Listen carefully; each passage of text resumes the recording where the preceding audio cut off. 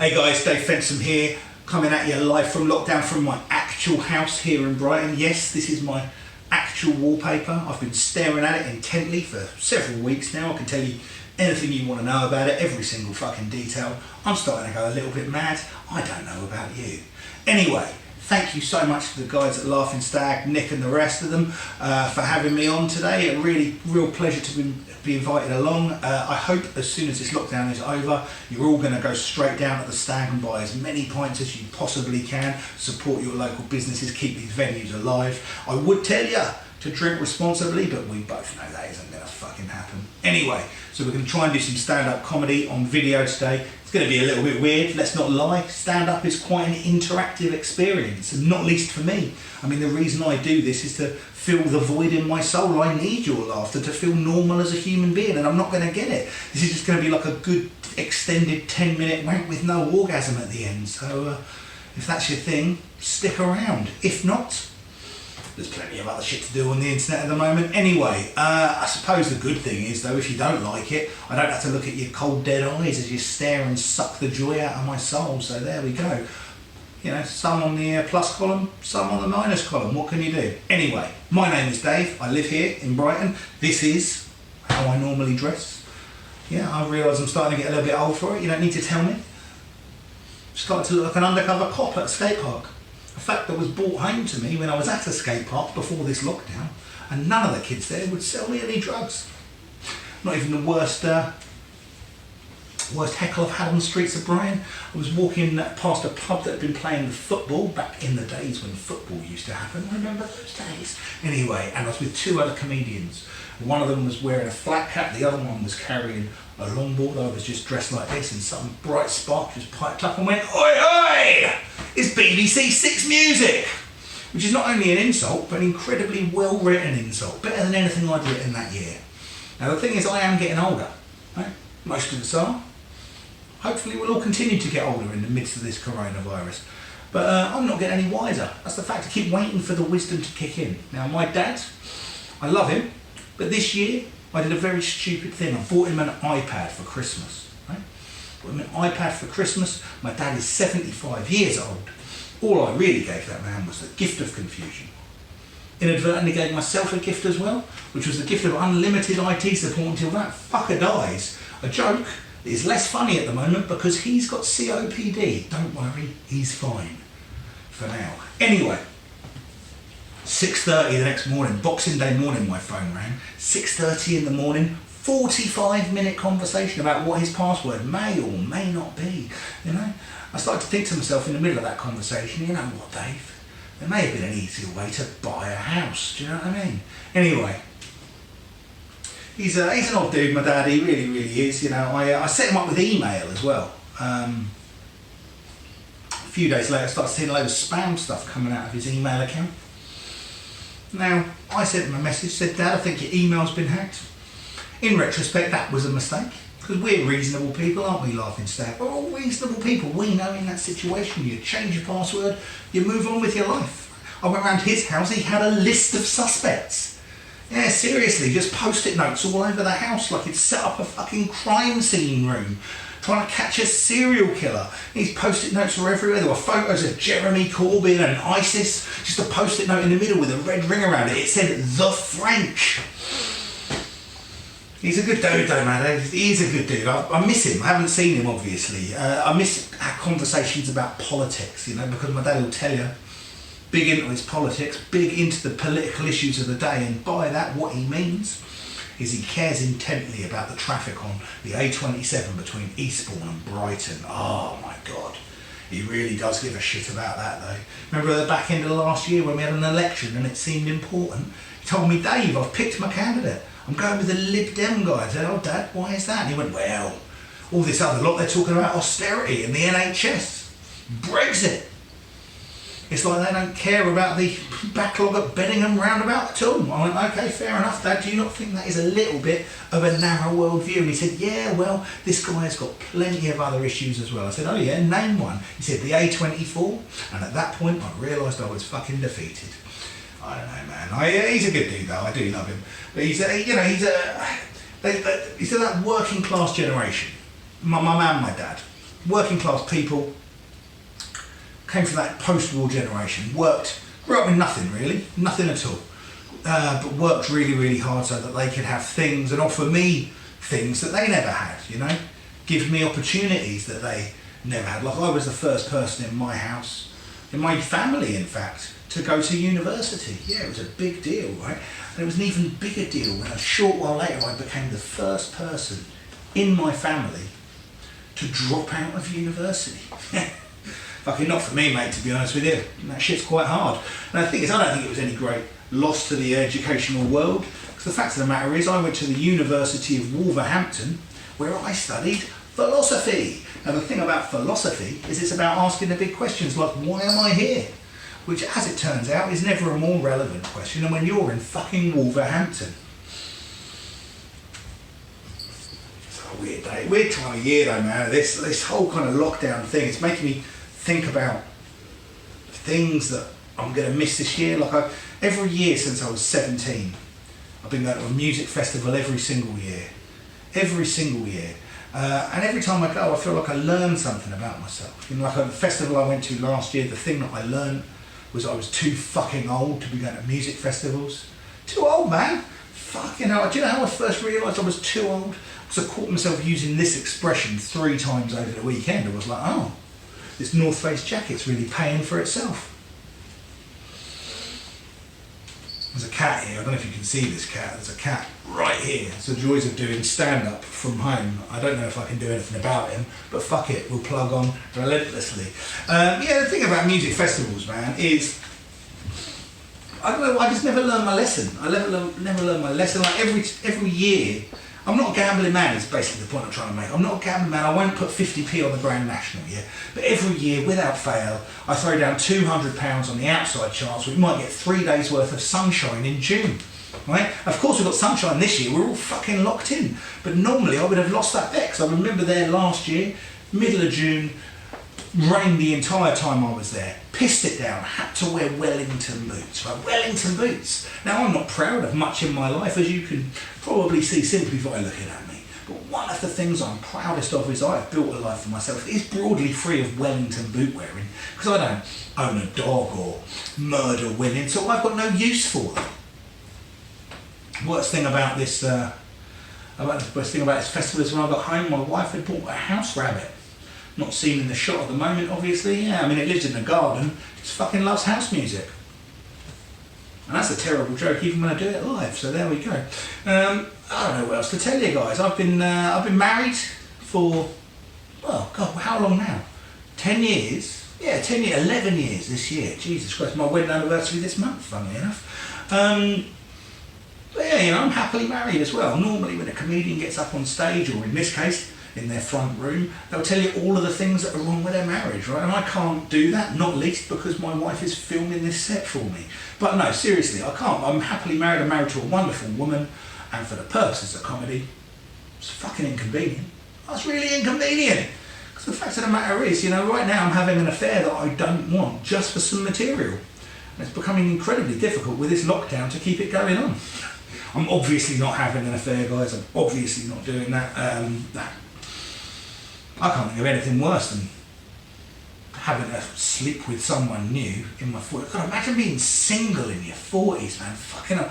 I've got loads of single friends, right? Obviously they talk to me all the time about it, and it's weird because they're just obsessed with sex, or completely obsessed with sex. They're either not getting enough of it, they're getting too much from the wrong person, or they've been poorly reviewed online, you know. Whereas I, as a married man, I barely think about sex at all, you know. I mean, I think about it, I remember it, oh, the good old days. But no, look, I'm not bothered because I know that our relationship is bigger than that, it's transcended that, it's not the most important thing in our lives anymore. Like, I know if I put in a poor performance in the bedroom, my wife will be like, oh yeah, that was disappointing, Dave. Some would say pathetic, but on the other hand, you did do quite a nice job on the lawn last week, so swings and roundabouts, you know, because the fact of the matter is when you've been married for a long time, you're not worried about perfection anymore. You're not even really thinking about very good, truth be told. What you're thinking about is, how can I achieve something that is slightly less inconvenient than a divorce? That's the level that you're going for after a long time in marriage, you know. And I'll be honest with you, if my wife ever found out how scared of being single I am, it would completely fuck up the power balance of our entire relationship. Because I could come home and find her in bed with another man, I'd be like, who's this? Why is he here? What do you want for breakfast, mate? What do you want? You know, 2 sausages? Oh, sorry, that sounds wrong now, I've said it out loud. Because the thing is, like, I can't be single. I wouldn't have the first idea about how to go about getting a date these days. Like Tinder, Plenty of Fish, Bumble, all of these apps, I've never used them. I've never had to. Truth of the matter is, I have not kept up with the technology. Like the last time I sent anyone a dick pic, it was by fax. No, that's not true. I've only ever sent one dick pic in my entire life. That's the truth. If you younger people on here, you won't believe that. It's crazy, right? I've only ever sent one dick pic in my entire life. Had the caption, "Does this look normal?" I fucking didn't. Anyway, before I go, I'm going to tell you this, man. I had an American friend staying with me last December when we had the general election going on. And all the news was saying the same thing about Boris Johnson. They're saying old Etonian Boris Johnson, Eton-educated Boris Johnson. And my American friend, quite rightly, had never heard of Eton. He asked me what it was. Now, I tried to think about how to explain to him. I just went completely blank, and all I could come up with was Eton is a bit like Hogwarts, but all of the houses are Slytherin. And normally, at the end of the set, that would get a laugh and I would know when to stop. I would say, thank you very much, I've been Dave Fensome, I'll see you later. But to be honest with you, the cold dead silence of my wife, who's heard this set about 50,000 times, is all I've got for you. So thank you for joining me. I hope you guys are having a good time. Please stay safe in lockdown. If you need to find me, I'm Dave Fensome on Twitter. Sorry, I'm Dave Fensome on Twitter. I'm Dave Fensome on Instagram. I'm not doing a ton of posting at the minute because everybody else has got that covered. I do run a podcast called Pop Collaborate and Listen. If you like 90s music, we review every #1 album of the 90s. And every Friday at the moment, we're putting out a quiz, a live online quiz, 8 p.m. every Friday night UK time. Thank you for joining me, guys. Support your local pubs, support local businesses when everything starts out, and we'll see you again soon. Take care. Bye.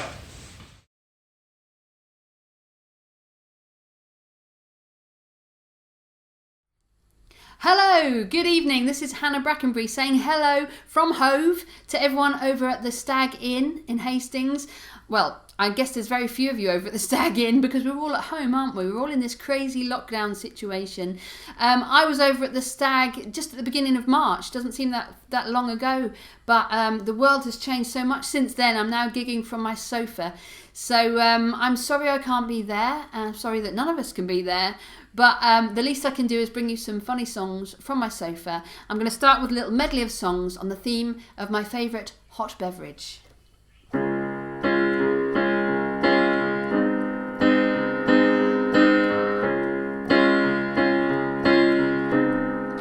When I'm feeling blue, all I have to do is make myself a brew. Then I'm not so blue. When it hits my lips, ooh, I start to shiver. Can't control the quivering inside. If you come with me, baby, you will see I make a lovely cup of tea. It's true. Anytime you want to, put the kettle on to any cup you want to, any mug at all. When you add the milk, ooh, my heart is soaring. Hot brown liquid pouring through my mind. If you come with me, baby, you will see I make a lovely cup of tea. Cup of tea, ooh, ooh. Cup of tea, ooh, ooh. You won't find me drinking milkshake or Ribena. You won't find me drinking vodka or JD. You won't find me drinking crapper frappuccinos. You will find me, you'll find me drinking tea. Drinking tea, ooh, ooh.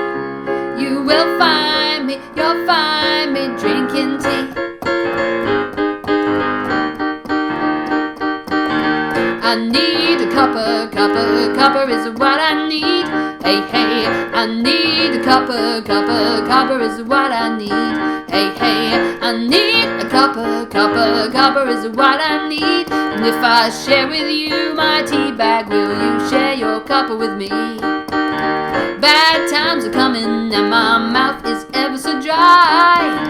I'm searching everywhere for something to satisfy. I said, please Mr. Starbucks, I don't want none of your shit, because all I ever wanted was a bucket of PG tips. Hey, hey, I need a cuppa is what I need. Hey, hey, I need a cuppa is what I need. Earl Grey, I need a cuppa is what I need. And if I share with you my hobnobs, will you share your cuppa with me?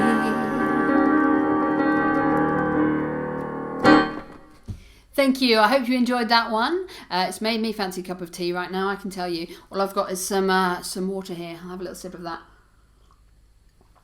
Okay, so my next song I'd like to do for you is a song by my hero, the late, great Victoria Wood. Now, some of you will know that I am known for performing her material. In fact, I have a whole hour's show dedicated to her. And hopefully when this lockdown is over and life returns to some sort of normality, I'll be able to bring that show to Hastings, and you'll be able to see me at the Stag performing an hour's worth of Victoria Wood material called Victorious. And this is a song from that show. This is about the life and loves, or lack of loves, of a woman called Pam.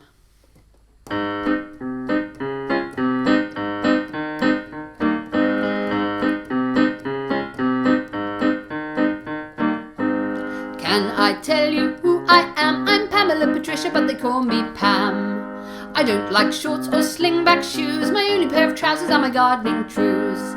I don't say who, I still say whom. I never use the toilet, just the smallest room.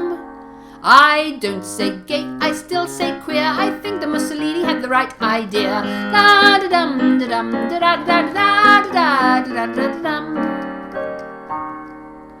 Got engaged in 52, got married in the autumn in a nice pale blue. It all turned sour to say the least. I was stuck in Abergele with a sex-crazed beast. Our wedding night I heard a cough. There was Harold in the doorway with his pyjamas off. Ugh. I said, now look, I must be blunt, I couldn't give a beggar on the whole sex front. Not me, not my scene, I prefer a game of rummy and an Ovaltine. Harold, dear, do get dressed, I've seen one in a book and I was not impressed. Da da dum da dum da da da da da da da da da dum. Once divorced, I lived alone till I chummed up with a woman by the name of Joan. She moved in, she seemed quite nice, all army boots and braces, but I didn't think twice. Then one night she seemed upset. I said, are you not happy in my maisonette? She drained her rum and baby sham, ran her fingers through her crew cut, said, I love you, Pam. Wa-da-dum, da-dum, da-da-da-da-da-da-da-da-da-da-dum. I didn't faint, I didn't scream, just carried on demolishing my custard cream. She said, please come upstairs with me, let me show you just how wonderful a love can be.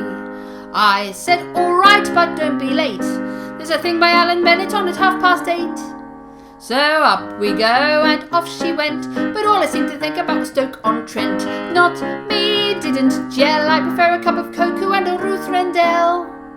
Joan, dear, do get dressed, no woman over 40 suits a mauve string vest. Da-da-dum, da-dum, da-da-da-da-da-da-da-da-da-da-dum.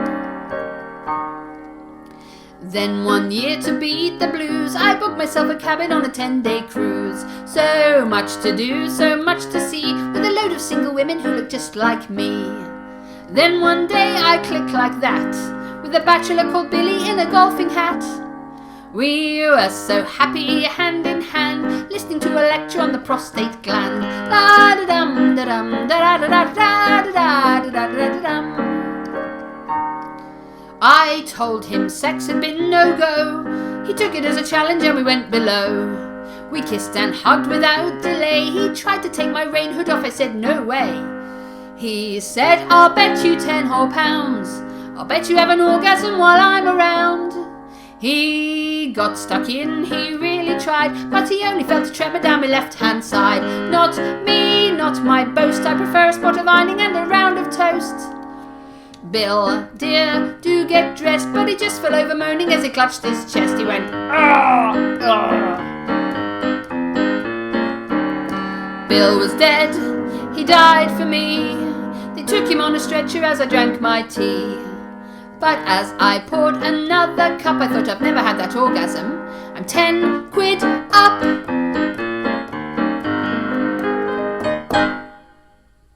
Thank you. I hope you enjoyed that one. Now for my next song. This is kind of topical with this whole situation going on around the world. There are world leaders that are being sensible and doing the right thing, and there are world leaders who just don't always seem to get it right, let's say. This is a song about probably my least favourite world leader and his general behaviour.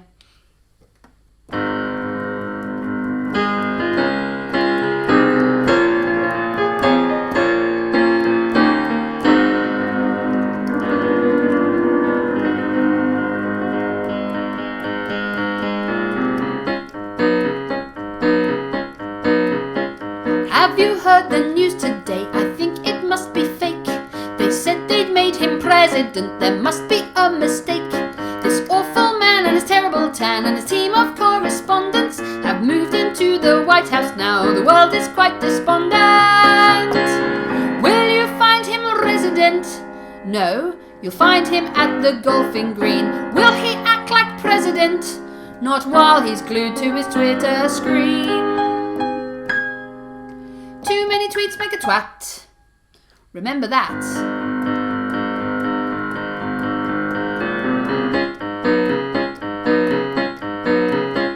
Have you heard what he just said to the chap in North Korea? He opened his big mouth again. Now we all must live in fear. He'll make America great again. Well, he isn't really trying. He spends his days inventing praise, perpetually lying. Will he ever tell the truth? No, he'll say what keeps him out of jail. Will we ever find the proof as the clock ticks closer to impeachment day? Too many tweets, too many tweets, too many tweets make a twat, twat, twat. Too many tweets, too many tweets, too many tweets make a twat. Have you seen Melania? She's looking quite resentful. She married for his money, not to act all presidential. She never planned to hold his hand, now she feels obligated. Bet she can't wait till he's 98 and he can be sedated. Will he ever be polite? No, offensive stuff is all he'll spout. Will he ever not talk shite? If he grabs my pussy, I will scratch his eyes out. Too many tweets, too many tweets, too many tweets make a twat, twat, twat. Too many tweets, too many tweets, too many tweets make a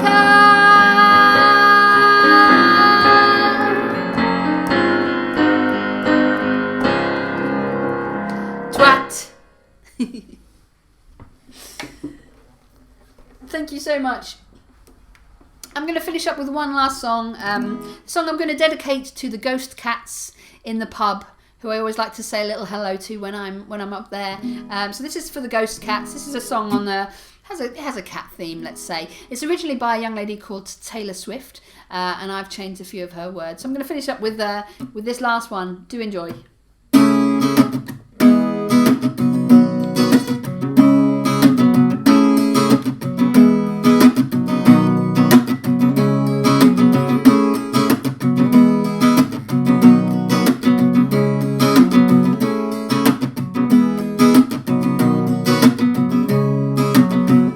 Together you moved in quickly, 'cause that's traditionally lesbian, so keen. You said you want to make a home with me. I agreed to this reluctantly, and you said there's something that we have to do if our love for one another is true. I said it's just another lesbian cliche that will only end in heartbreak someday. Ooh, you brought it up again last night, and this time, I'm telling you, we are never, ever, ever getting cats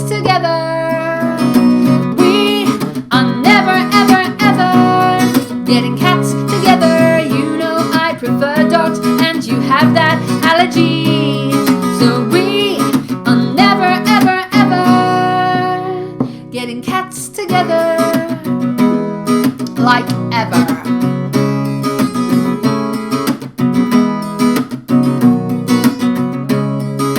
Said you want them at our wedding, and for some of them to carry in the rings on its collar with a little bit of string. I said, I think you have mental problems.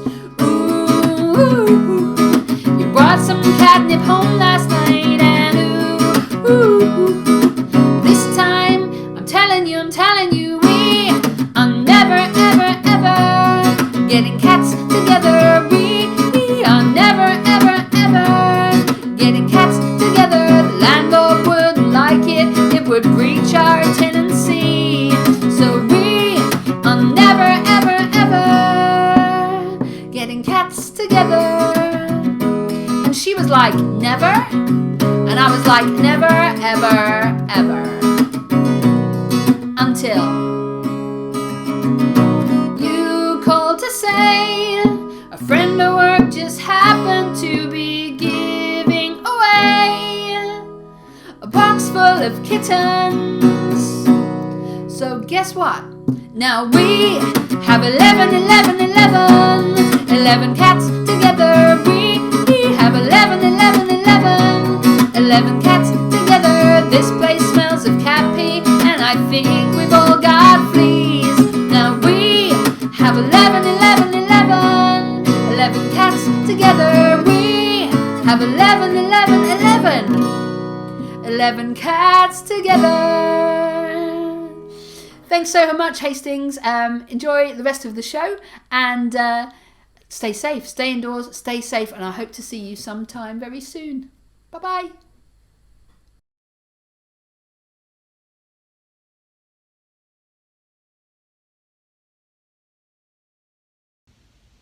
Hello and welcome to Live at the Apocalypse with me, Charmaine Davies, coming live to you straight from my boudoir. Lucky people. I'm sorry I can't be with you and we can't all be together. I couldn't even be together with you at the last one at the Stag Inn. It was my birthday. I was meant to be coming to you on the 6th of March on a train all the way to Hastings to be with you and celebrate my birthday, and the train got stuck for 6 hours on the line. It was signal failure. I was crying to myself on the train, singing happy birthday, being very sad, wishing I could have been with you at the Stag Inn, having a lovely comedy night, good food, good company, fabulous staff. But no, it wasn't to be. So here I am, live from the apocalypse in my bedroom, coming to you. Now, I know what you're thinking. These are doomy, gloomy times and it's all gone a bit wrong. But what you've got to do is look at the positives in this thing. Now, that's what I've done. And my positives may not be the same for you as they are to me. But first of all, right, the one thing that I got to think about when I was stuck on that train for hours trying to get to Hastings, I did reflect. It was my birthday and I was reflecting on things that I shouldn't maybe do now at my age. And I've just come to the conclusion that I am too old to go clubbing. And I know now I'm too old to go clubbing because I've started to clap in time with the music. Not a good look. Now, I know some of you are sad. It's sad about it because obviously you love going clubbing. And don't get me wrong, I was the queen of clubs. But the last time I went clubbing, I jumped around so hard when I got home and took my clothes off, my ovaries fell out. Not a good look. But as I say, my birthday, get older, I don't know what to do with myself really because, you know, I should have a boyfriend. It's not really a good time to get one. Tinder, can't really use that, can you? Talk to weirdos. I did try internet dating once actually before this whole thing. I tried internet dating. It was called Plenty of Fish. I don't know what you've probably heard of it. I'm sure I've seen some of you on it. In fact, it's a free site. You get what you pay for. Basically, I filled in my profile on Plenty of Fish and I was very excited because I thought, oh, well, potentially I could meet my future ex-husband or a serial killer. But that was the risk I was willing to take. So I filled in my profile and I sent it off into cyberspace and I got a response quite quickly and I was very excited, and then I read it and it said, babe, you're hot, I've got coke, want a party, Dave. Yeah, well, I was as shocked as you lot were because I had no idea I'd meet someone so compatible so quickly. But his drugs were crap, so that didn't last very long. I did have a boyfriend again, but he loved football more than me. So I'm actually quite glad the football has been stopped. And I know a lot of you are going to be very upset about that. A lot of you are big football fans. But when it comes to my ex, suck it up. Because he loved football more than me. And, you know, it hurt. And I had to just sit him down one day. Because he watched it all the time on his iPad and his television, on the radio, on the newspapers. It was football all the time. All the time. I said to him one day, I said, listen, I said, why can't you be like a normal man and watch some porn? He said, what do you mean? I said, well, believe me, darling, you already know how to play football. He didn't understand, probably like a lot of you. So I had to explain. I said, listen, I said, darling, I said, you make love the same way as you decorate. He said, really, how's that? Smoothly and professionally? I said, no, I have to finish the job off myself. So there's nothing wrong with being single. And I suppose really I should be given this opportunity to be keeping fit. See, another good point about this kind of thing that's going on with the mad world. And keep fit. Don't be ridiculous. My friends, right, they all go to me, Charmaine, you should do yoga. You should do yoga. It'll make you flexible. Believe me, I don't need yoga to make me flexible. Just a couple of glasses of wine, get my legs behind my head. My grandmother, though, she actually started keeping fit quite late in life. She was actually 63 years old, my grandmother, and she started walking a mile a day. 1 mile a day is amazing. Because she's 83 now, and we haven't got a bloody clue where she is. But there you go. Another good positive about this shutdown, lockdown, whatever you want to call it, is that I don't have to travel on public transport anymore. You can't tell you. Can you tell how thrilled I am? I even did a close-up. Sorry about that. But public transport gets on my nerves. Well, not so much it gets on my nerves, but the people on it that get on my nerves. And now probably a good time to use it because nobody's on it, but then I can't go out because I haven't got an emergency. Sorry, calm down. But what I hate about people using public transport are those people that have to speak really loudly on their mobile phones. Do you know the ones I mean? That think they're really important and they shout down them. Like they're really... I hate those people. And I'll give you an example of how much they annoy me and how much I hate them. The other day, before lockdown, I got on public transport and this guy's phone rang and he answered it at the top of his voice. He's like, mate, I'm on the train. I said, I'm on the train, mate. I'm on the train. I'm on the train! Which was so annoying because we were on the bus and he was the driver. Fun times. But I did get a train just recently before it all went weird, and I was quite excited because I don't know if you're aware, trains don't often run at the best of times from Brighton Station, even in a pandemic. So I was over the moon to get a ticket and a train all the way to that London, and I was thrilled and got the train, choo-choo, and got all the way to Victoria Station. And the trouble actually started when I got to Victoria Station because I had my ticket in my hand, like a good person, put my ticket through the ticket machine, and on the other side of the ticket machine was a policeman with a sniffer dog. And the policeman stopped me and he went, excuse me, madam, you're staggering. And I was like, thank you. You're pretty hot yourself. Which was not the response he was looking for. He said, madam, he said, my dog tells me you're on drugs. I said, seriously, I'm on drugs. You're the one talking to a bloody dog. I have to date with him, though, when all this is over. In court. So, hard times. Brighton's weird. Brighton used to be the hipster capital of the world. Can't be the capital of anything now. There's nobody around. It's very odd.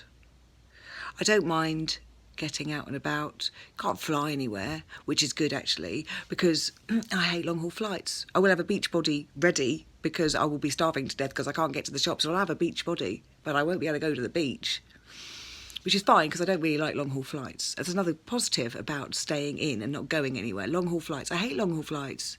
Hate long-haul flights. Because you're always stuck, aren't you, in a steel tube with hundreds of other people and a screaming baby, and they smell and they fart. It's a horrible experience unless you're in first class. But who could afford that? the only way I could ever cope with doing long haul flights, let me tell you, this was a little tip. Should we ever be allowed to fly again? Here's a little tip for long haul flights. What I used to do is I would take a little sleeping pill and a bottle of Prosecco, and I'd be out. And I would sleep. Oh, lovely, lovely sleep. Sleepy, sleepy, sleep until we reached our destination. And I'd wake up and I'd be fresh as a daisy and good to go. And that's exactly how I lost my job as an air hostess. But there you go. Times are hard, now. We're all out of a job. So what we're going to do, excuse me, not corona, I promise you. It's just a smoker's cough. When this is over, we are all going to get together. You, me, Nicole, all the staff. We are going to get together in the Stag Inn in Hastings. I had a little think about where it was then because I miss it. And I was just reflecting on the beautiful old beams and the beautiful people in there and the beautiful food. And this will be over, people. And they say that laughter is the best medicine. So let's keep on laughing. Be safe, everyone. Signing out from Live at the Apocalypse, it's Charmaine Davies.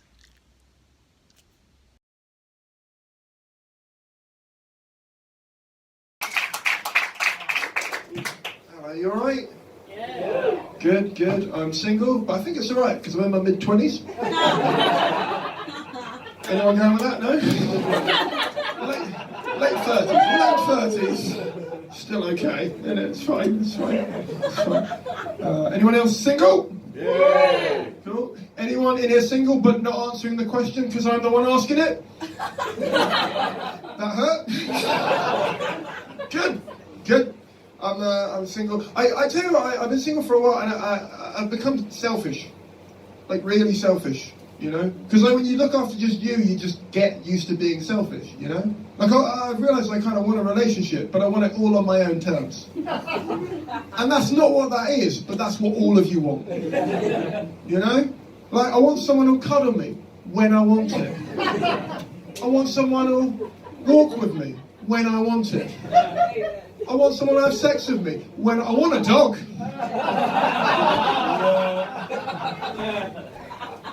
Lost a few of you. Okay. Reasonable. Not the ones I wanted to bring with, so that's fine. It was Christmas recently. No, it wasn't. Go with it. It's Christmas. I was watching a lot of rom-coms. How do we feel about rom-coms? Yeah. Good reaction. Good response. Normally everyone's like, woo. I used to like rom-coms until I learnt about logic and consent. That's a lot of shine for me now, I'll be honest with you. Watch them again. Oh, it's amazing. You know, I'm a glasses wearer. I don't know if you've noticed. Keep it quite quiet. But my least favourite part of a rom-com is where a man removes a woman's glasses and they frame it like it's a makeover moment. She's not getting hotter, she's getting blurred vision. Where does that end? You know? Just keep taking stuff off her that she needs to function until you think she's hot enough, mate. Yeah, I know what we'll do. We'll take your glasses off. You've gone from a 6 to a 7. Let's take out those hearing aids. You've gone from a 7 to a 9. Throw away the crutches. You've gone from a 9 to a 10. We can bang. Where did I lose you? That's my worry. It's only going to get darker, so I want to get on board earlier than this, guys. It's all good. I'm in therapy. Anyone? No, I'm not going to do that. Got a therapist. It's really good. She said to me the other day, I've worked out what your biggest problem is. Would you like to know what it is? And I said, yeah, I've signed up for Edinburgh. I could use a narrative. She said, your biggest problem is when a girl's nice to you, you mistake it for flirting. And you think that you need to ask them out so that having them in your life will solve your problems and you won't have to do any of the work. And I said, do you want to go for a drink after this? I feel like we're vibing. Got to find a new therapist now. Quite fun. It's not my fault, she was hot. That's distracting. right? I know, like, you should, like, if you're good at your job, you should just have the job, right? But if you're a therapist, you definitely shouldn't be hot, because that really throws off everything. I went to her to, like, solve a load of problems, and it's thrown up a whole load of new ones that I didn't want to know about, you know? Like, all I want to do at every session is impress her. I don't want to say anything truthful anymore. I just want to find out about her. You know? Like the other day she said, "How was your week?" I went, "Great! Great!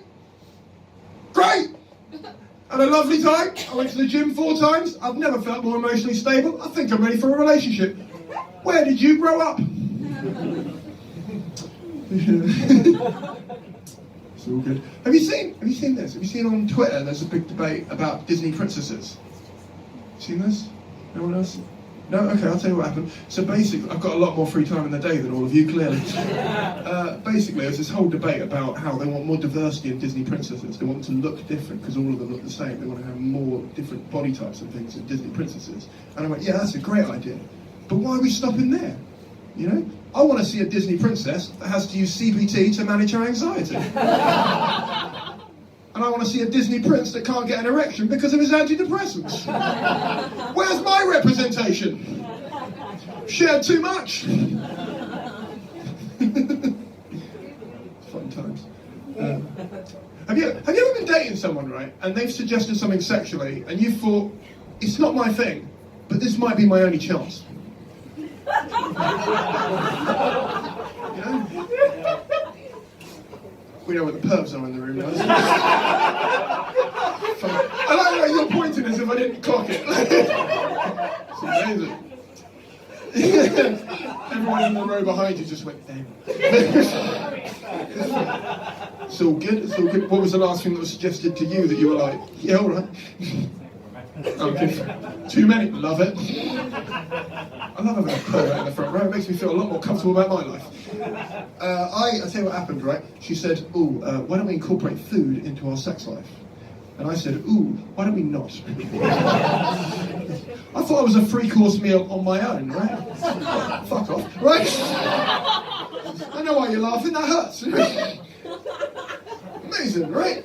I was like, what have we got to do that for? But the thing is, she said, when you go away and think about it, you might like it, right? Sometimes you go away, you think about it, you get a gut reaction, you go, that's not for me. And sometimes you go away and think about it, and you go, it might be for me. I might enjoy it. I hope I enjoy it.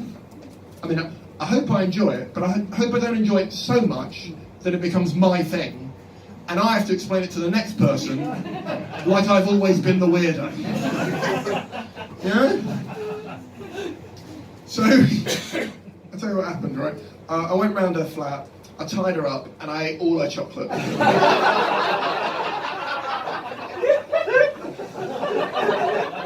It's not what she wanted. But it is what I wanted. How much chocolate did I eat? Great question. I ate so much chocolate, I stopped being horny. You ever done that? You're ever eating so much, your stomach starts doing the first cycle, and you go, I'm going to need to sit down and reset for a bit. It's not enjoyable. Yeah, on top. I'm vibing. It's alright. It's fun. I got some friends who've got kids, right? And it's weird. I got 2 friends, right? They've just started dating. They're comedians, right? And they're really happy. But they said to me the other day, would you ever date a comedian? I said, I would never date a comedian. And they were like, how come you wouldn't date a comedian? Why would you rule someone out because of their job? I said, well, look, I just don't like mixing business with depression. But I had to. I had to go to like I had to go to a christening recently, right? It was amazing. It was this like friend's kid, and the priest was up on stage, and he was like talking about how amazing it is having a kid, and they just went, it's amazing. It's 2 people coming together, and in my head I was like, she didn't come. No way they came together. That's the result of him having a good time. It's amazing. Anyway, so I met the kid, right, because apparently you meant to do that, and I was giving it all my best material, right? Nothing. This kid has no idea about comedy, right? It's like Steve Bennett, he'd get a crap review. But I was doing this, right? This woman came over and just started making noises, like little, noises. Kid was loving it. I was like, McIntyre's audience, you're not mine, right? You're after dog shit, you're rubbish, right? And I was getting really annoyed, and out of nowhere, she just went, oh, he's going to be a little heartbreaker when he's older? And I was like, oh, how is that okay to say? How is it all right to start projecting negative character traits onto an infant that hasn't worked out how to defend itself? Just seems rude. That's 2 steps away from me going, oh, he's going to be the cause of 10 years of therapy when he goes to someone in his teens?